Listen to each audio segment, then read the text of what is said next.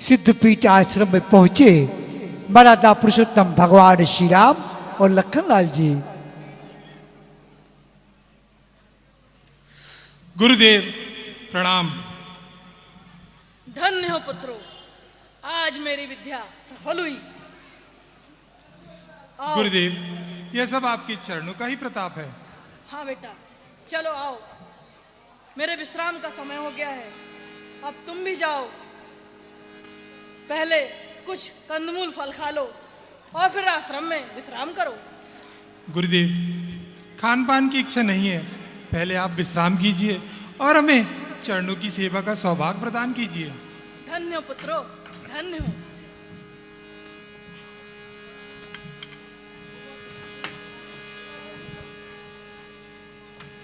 मर्यादा पुरुषोत्तम भगवान श्री राम और लखनलाल जी अपने गुरु की सेवा करते हैं।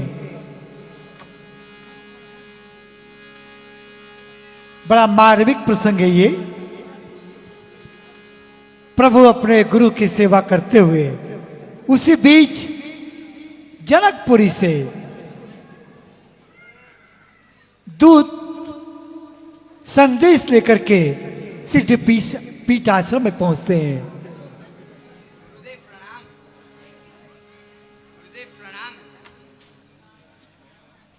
चिरंजीव रहो। कहो दूत, क्या समाचार लाए हो? महाराजा जनक ने आपके लिए संदेश भेजा है। हमें भी दिखाओ। क्या महाराज विधिराज जी का संदेश लेकर के दूत पहुंचे। जाओ, महाराज से कहना कि हम उनका पत्र पढ़कर अवश्य उन्हें जवाब भेजेंगे। गुरुदेव, इस पत्र में क्या वृत्तांत है? बेटा राम, महाराजा जनक ने अपनी गुणवंती सुपुत्री सीता का स्वयंवर रचाया है और वर और वधू को आशीर्वाद देने के लिए हमें भी बुलाया है। उनका प्रण है, जो भी शिव के चाप को चढ़ाएगा सीता को वही पाएगा। तब तो बड़ा ही रोचक दृश्य होगा गुरुदेव। क्यों नहीं, बड़े समारोह का समागम होगा। गुरुदेव, क्या इस समारोह में हम भी साथ आ सकते हैं? हाँ हाँ, स्वयंवर तो राजपुत्रों के लिए ही बनाया जा रहा है, हमें तो केवल देखने ही बुलाया है। उपकार प्रभु, महा उपकार। हम तुम्हें प्रातः काल लेकर चलेंगे। जैसी आज्ञा गुरुदेव। शिष्यों, हमारे जाने का प्रबंध अवश्य किया जाए। जी गुरुदेव। ब्रह्म मुहूर्त में ही हम जनकपुरी के लिए निकलेंगे।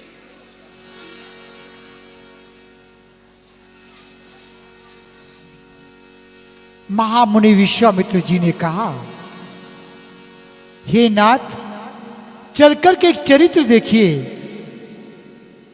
राजा जनक जी की यहां पर धनुष यज्ञ सुनकर के मर्यादा पुरुषोत्तम भगवान श्री राम अति प्रसन्न होते हैं। गुरु मेरी पूजा गुरु गोविंदा, गुरु मेरा पार ब्रह्म गुरु भगवंता। गुरु मेरी पूजा गुरु गोविंदा, गोविंदा गुरु मेरा पार ब्रह्म गुरु भगवंता।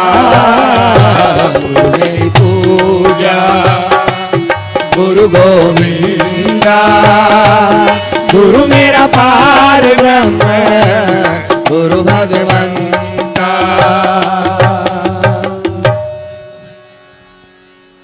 जनकपुरी की ओर जब बढ़े, मार्ग में एक आश्रम दिखाई दिया।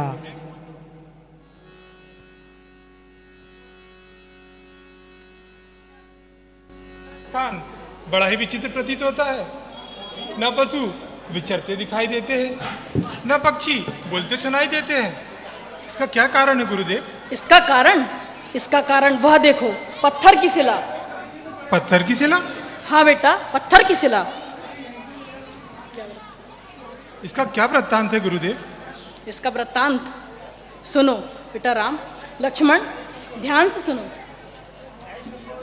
यह पत्थर की शिला कुछ समय पहले बहुत ही सुंदर और कोमल स्त्री अहिल्या हुआ करती थी। इसके पति बहुत ही कर्मकांडी और धर्मपरायण ब्राह्मण थे। वह ब्रह्म मुहूर्त में स्नान संध्या के लिए जाया करते थे। एक समय की बात है जब वह ब्रह्म मुहूर्त में स्नान के लिए गए हुए थे तो इंद्र की दृष्टि अहिल्या पर पड़ी और वह अहिल्या पर मोहित हो गया। उन्होंने सोचा कि जब महर्षि गौतम स्नान के लिए जाएंगे तो वह इंद्र अर्धरात्रि में मुर्गा बनकर भाग दे दिया। महर्षि गौतम ने सोचा कि संध्या का समय हो गया है, इसलिए वह स्नान संध्या के लिए चले गए। जब वह गौतम ऋषि स्नान संध्या के लिए गए हुए थे तब वह इंद्र उन्हीं का रूप धारण करके आया और अहिल्या के साथ वह विचार किया। जब स्नान संध्या कर महर्षि गौतम लौटे तो उन्होंने अपने ही रूप में बाहर निकलते देखा और इंद्र को श्राप दे दिया।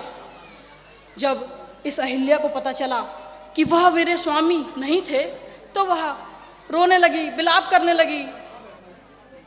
तो उनने भी, गौतम ऋषि ने अहिल्या को भी श्राप दे दिया कि तू आज से पत्थर की हो जा। उस दिन से यह पत्थर की शिला बनकर पड़ी हुई है। फिर जब वो रोने लगी, विलाप करने लगी तो महर्षि गौतम ने सोचे तो द्रवित होकर कहा, जब अयोध्या के नरेश के यहाँ राम का जन्म होगा तो उनके ही चरणान बिंदु से, चरण कमलों की रज से ही तेरा उद्धार होगा। उस दिन से यह बेचारी नित दिन प्रतीक्षा कर रही है। बेटा राम सुनो राम यह पापनी अदम अहिल्या नार, सुनो राम यह पापनी अदम अहिल्या नार, बिन रज तर सकती नहीं भवसागर से पार।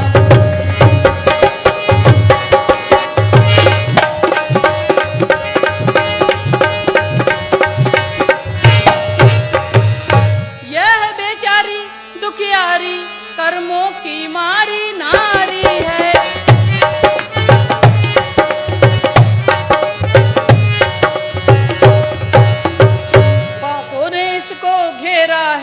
पापों ने इसको घेरा है, दुखिया पर संकट भारी है।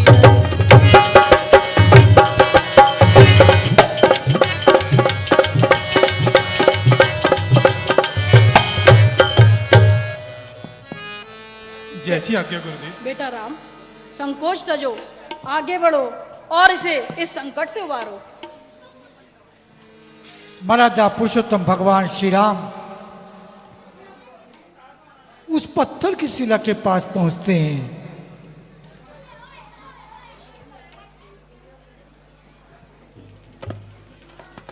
जैसे ही मर्यादा पुरुषोत्तम भगवान श्री राम ने उस पत्थर की शिला पर पैर लगाया, वह तप मूर्ति अहिल्या प्रकट हुई।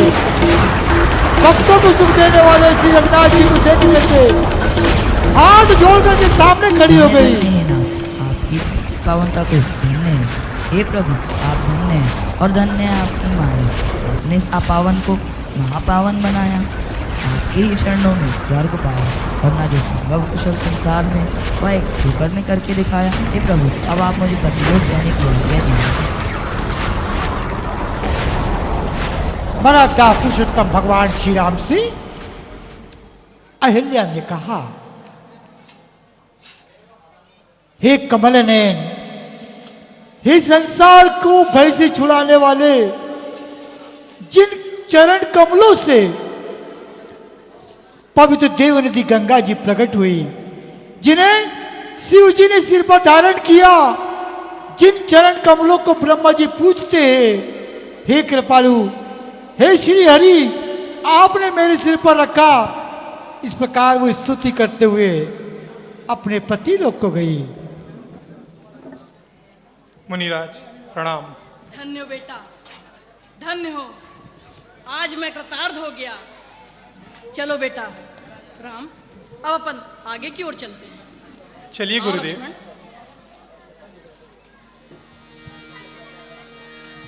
अहिल्या का उद्धार करते हुए प्रभु मार्ग में आगे बढ़ रहे हैं जनकपुरी की ओर।